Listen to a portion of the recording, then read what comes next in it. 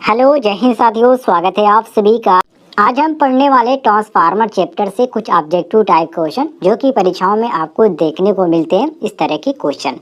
तो जितने भी आईटीआई के छात्र हैं, मैं उनसे रिक्वेस्ट करूंगा कि आप इस वीडियो को कंप्लीट देखिएगा। आपको इस वीडियो के माध्यम से जानकारी मिलने वाली है, बहुत ही महत्वपूर्ण क्वेश्चन है। पहला इसमें क्वेश्चन पूछा गया है कि एक ट्रांसफार्मर निम्न में से किस सिद्धांत पर कार्य करता है। मतलब जो ट्रांसफार्मर होता है वो किस सिद्धांत पर कार्य करता है। सभी को मालूम है म्यूचुअल इंडक्शन के सिद्धांत पर कार्य करता है। अर्थात हम कह सकते हैं कि एक ट्रांसफार्मर जो होता है म्यूचुअल इंडक्शन के सिद्धांत पर कार्य करता है।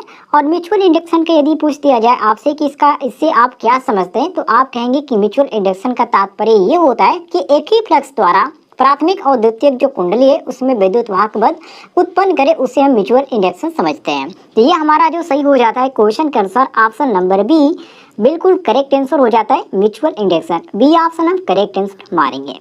आइए क्वेश्चन नंबर आते हैं 2 पे, जिसमें क्वेश्चन में पूछा जा रहा है कि वह मशीन जिसमें ऊर्जा का हस्तांतरण प्रेरण एवं चालन कंडक्शन दोनों से होता है का नाम क्या है। उसका नाम यहाँ पर पूछा गया कि उस चीज का नाम आपको बताना है।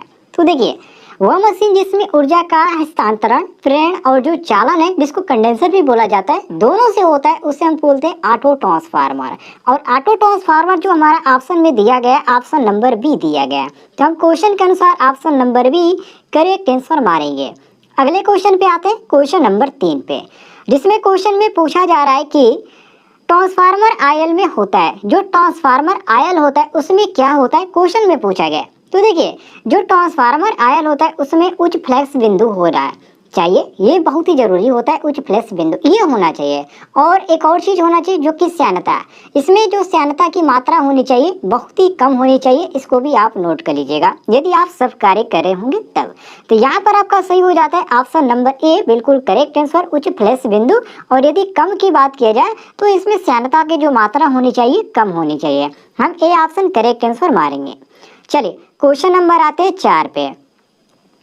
क्वेश्चन नंबर 4 पे आते हैं, जिसमें क्वेश्चन में यहाँ पर पूछा जा रहा है कि एक स्टार स्टार ट्रांसफार्मर जो पूछा गया उसमें आबद्ध होता है, मतलब कि एक तारा तारा कहने का मतलब है कि एक स्टार स्टार आबद्ध ट्रांसफार्मर में क्या होता है।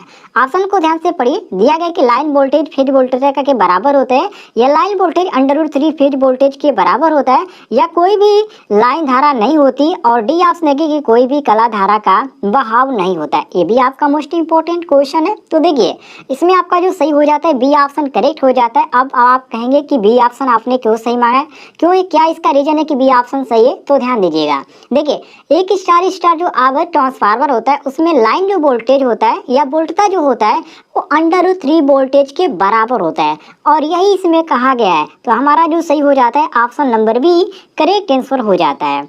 अगले क्वेश्चन पे आते हैं, क्वेश्चन नंबर 5 पे, जिसमें क्वेश्चन में कहा जा रहा है कि वितरण ट्रांसफार्मर में कितनी क्रोड हानि होती है। मोस्ट इंपॉर्टेंट है, जो इसमें क्रोड हानि होती है वो कितनी होती है।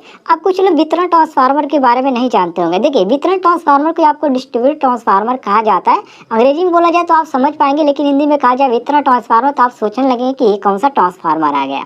तो इसको आप ध्यान रखिएगा, डिस्ट्रीब्यूशन ट्रांसफार्मर इसको बोला जाता है। अब देखिए, इसमें जो हमारा क्वेश्चन के अनुसार सही हो जाता है ऑप्शन नंबर सी करेक्ट हो जाता है, पूर्ण भार ताम्र हानियों से कम। कहने का मतलब ये है कि जो वितरण ट्रांसफार्मर होता है उसमें जो क्रोड हानि होती है वो पूर्ण भार जो ताम्र हानियां होती है उससे कम होती है। अब इसका रीजन क्या है कम होने का, देखिए इसका रीजन ये है कि जो वितरण ट्रांसफार्मर होता है उसका जो प्राथमिक कुंडली होती है वो 24 घंटे तक उत्तेजित रहती है, और ये जो निर्धारित वोल्टेज है उससे हमेशा ये मिलती रहती है। इसीलिए क्रोड जो हानि होती है हमेशा होती रहती है, चाहे उस पर लोड हो या ना हो। और क्वेश्चन में आपका यही पूछ रहा है कि कितनी क्रोड हानि होती है, तो हम कहेंगे कि ये जो होती है पूर्ण भार ताम्र हानि से कम होती है। तो हमारा जो सही हो जाता है यहाँ पर सी ऑप्शन करेक्ट आंसर हो जाता है।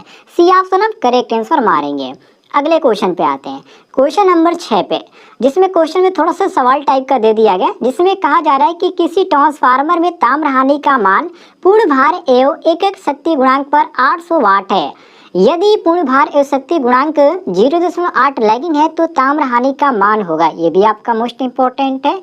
देखिए दोस्तों, किसी भी ट्रांसफार्मर की बात करें, कोई भी ट्रांसफार्मर, उसमें यदि ताम्र हानि का मान जो है पूर्ण भार और जो एकक शक्ति गुणांक है उस पर 800 वाट है, तो पूर्ण जो भार होगा उसमें आपका 0.8 पश्चगामी शक्ति गुणांक होगा, तो ट्रांसफार्मर जो आपकी ताम्र हानि होगी वो 800 ही वाट होगी। अब आपका रीजन क्या है, आप कहेंगे कि इसमें 800 वाट होगा उसमें भी 800 वाट होगा, ऐसा क्यों? तो इसका रीजन ये है कि ट्रांसफार्मर में जो ताम्र हानि होती है वो केवल ट्रांसफार्मर पर लगे जो भार होते हैं उस पर निर्भर करती है। अर्थात हम कह सकते हैं कि ट्रांसफार्मर में बहने वाली भार धारा पर निर्भर करती है, इसलिए इसका सूत्र होता है ताम्र हानि बराबर आपका हो जाता है I²R। तो इसी के अनुसार हम चलेंगे तो ऑप्शन नंबर यहाँ पर सही हो जाता है हमारा सी ऑप्शन, 800 वाट ही होगा। सी ऑप्शन हम करेक्ट मारेंगे। चलिए क्वेश्चन नंबर आते हैं 7 पे, जिसमें क्वेश्चन नंबर 7 में पूछा जा रहा है कि एक सीटी का मतलब करंट ट्रांसफार्मर, एक सीटी लाइन के साथ खाली स्थान में जुड़ा हुआ है, श्रृंखला में या पार मतलब कि पैरेलल में, और यहाँ पर सी ऑप्शन है कि ए व बी दोनों, और डी ऑप्शन है कि जुड़े नहीं है। देखिए दोस्तों, एक जो करंट ट्रांसफार्मर है उसके साथ श्रृंखला में जोड़ा जाता है, सभी को मालूम है जो आपका करंट ट्रांसफार्मर होता है वो लाइन के साथ हमेशा सीरीज में जोड़ा जाता है। और जो धारा ट्रांसफार्मर की बात करें, जो सीटी करंट ट्रांसफार्मर, उसकी जो प्राथमिकता होती है वो प्राथमिक कुंडली के लाइन के श्रेणी क्रम में जोड़ते हैं, न कि द्वितीय कुंडली के श्रेणी क्रम में। इसको भी आप ध्यान रखिएगा। तो यहाँ पर आपका जो सही हो जाता है ऑप्शन नंबर ए, बिल्कुल करेक्ट आंसर, ए ऑप्शन हम करेक्ट मारेंगे। आइए क्वेश्चन नंबर 8 पे आते हैं, जिसमें क्वेश्चन में पूछा गया है कि ट्रांसफार्मर की दोनों कुंडलन परस्पर होती है, चालकीय रूप से संबंध या प्रेरणिक रूप से संबंध या किसी प्रकार से संबंध नहीं होती, और डी ऑप्शन है कि विद्युत स्थैतिक रूप से संबंध। तो इसमें आपका जो सही हो जाता है ऑप्शन नंबर बी कि प्रेरणिक रूप से संबंध। कैसे? देखिए, जो आपका ट्रांसफार्मर होता है उसकी जो दोनों कुंडलन होती है, कुंडल कहने का मतलब कि जो वाइंडिंग होती है वो आपस में जो प्रेरणिक स्वरूप है उससे आपका संबंध होता है, मतलब कि लीक होता है। क्या होता है? लीक होता है। तो इसमें आपका जो सही हो जाता है ऑप्शन नंबर बी, बिल्कुल करेक्ट आंसर हो जाता है, बी ऑप्शन आप करेक्ट मारेंगे। चलिए क्वेश्चन नंबर आते हैं 9 पे, जिसमें क्वेश्चन में पूछा गया कि ट्रांसफार्मर रूपांतरित करता है, मतलब ट्रांसफार्मर किस चीज को रूपांतरित करता है, विभव को या धारा को, या विभव तथा धारा दोनों को, या आवृत्ति को। मोस्ट इंपोर्टेंट क्वेश्चन है। देखिए, जो आपका ट्रांसफार्मर होता है वो विभव और धारा का रूपांतरित करता है, सभी लोग नोट कर लीजिएगा। और ट्रांसफार्मर क्या है? ट्रांसफार्मर एक स्थैतिक साधन होता है जिसका कोई भी जो भाग होता है वो घूमने वाला नहीं होता है। अर्थात हम कह सकते हैं कि ट्रांसफार्मर आवृत्ति को परिवर्तन नहीं करता है, बाकी सारी जो चीजें उसको ये परिवर्तित करता रहता है। तो यहाँ पर हमारा जो सही हो जाता है क्वेश्चन के अनुसार ऑप्शन नंबर सी, बिल्कुल करेक्ट आंसर हो जाता है, विभव तथा धारा, मतलब कि ये ए व बी दोनों ऑप्शन सही है, इसलिए हम सी ऑप्शन करेक्ट आंसर मारेंगे। सभी लोग नोट कर लीजिएगा, मोस्ट इंपोर्टेंट क्वेश्चन था। आइए क्वेश्चन नंबर आते हैं 10 पे, जिसमें क्वेश्चन नंबर 10 में पूछा जा रहा है, थोड़ा सा मैं यहाँ पर जूम कर देता हूँ। देखिए, इसमें कहा जा रहा है कि ट्रांसफार्मर की दक्षता किस शक्ति गुणांक पर अधिकतम होती है, 0.8 अग्रगामी पर या इकाई पर, या 0.8 पश्चगामी पर, या 0.5 अग्रगामी और पश्चगामी दोनों पर। देखिए दोस्तों, ट्रांसफार्मर की जो दक्षता होती है, जो इफिशियंसी होती है, वो आपका इकाई शक्ति गुणांक अर्थात यूनिटी पावर फैक्टर पर अधिकतम होती है। रीजन इसका क्या अधिकतम होने का? तो देखिए, इसमें रीजन ये होता है कि इकाई जो शक्ति गुणांक होता है उसमें ट्रांसफार्मर का जो वोल्टेज नियमन होता है बहुत ही कम होता है, जिससे ट्रांसफार्मर की जो इफिशियंसी है, जो दक्षता है, वो अधिकतम हो जाती है। तो इसीलिए हम क्वेश्चन के अनुसार मारेंगे option number B, correct answer unity, अर्थात बी ऑप्शन हमारा करेक्ट आंसर हो जाता है क्वेश्चन के अनुसार। यदि आपको किसी भी क्वेश्चन में किसी भी प्रकार का डाउट होता है तो कमेंट में पूछ लीजिएगा, और यदि आपको इस तरह के क्वेश्चन पसंद आते हैं तो चैनल को सब्सक्राइब जरूर कीजिएगा। आप सभी की सपोर्ट की जरूरत है। नीचे आपको एक रेड कलर का बटन दिख रहा होगा, उसको दबा के बगल में घंटी वाला आइकन को दबाकर ऑल नोटिफिकेशन पे क्लिक कीजिएगा। आइए क्वेश्चन नंबर आते हैं 11 पे, जिसमें क्वेश्चन में यहाँ पर पूछा जा रहा है कि ट्रांसफार्मर के क्रोड को पत्तियों द्वारा क्यों बनाया जाता है। मोस्ट इंपोर्टेंट क्वेश्चन है, जो ट्रांसफार्मर की क्रोड होती है उसको पत्तियों द्वारा क्यों बनाया जाता है, क्या इसका रीजन है? तो देखिए दोस्तों, ट्रांसफार्मर की जो क्रोड होती है उसको भंवर धारा जो हानि होती है उसको कम करने के लिए पत्तियों को कई रूप में परिवर्तित किया जाए, मतलब पत्ती के रूप में, छोटी छोटी पत्तियों के रूप में इसको बनाते हैं कि जो इसमें भावार्थ हानि होने थे, जिसको हम एडी करंट लॉस बोलते हैं, वो कम हो सके। अब इसमें जो हमारा सही दिया गया वो हमारा ऑप्शन नंबर ए दिया गया कि भावार्थ धारा हानियों को कम करने के लिए क्रोड को पत्तियों के द्वारा बनाया जाता है। ये ऑप्शन आप करेक्ट मारेंगे। अब इसका देखिए, इसे बनाने का क्या मतलब होता है कि इसका जो हानि होती है वो बढ़ जाती है, मतलब कि कम हो जाती है।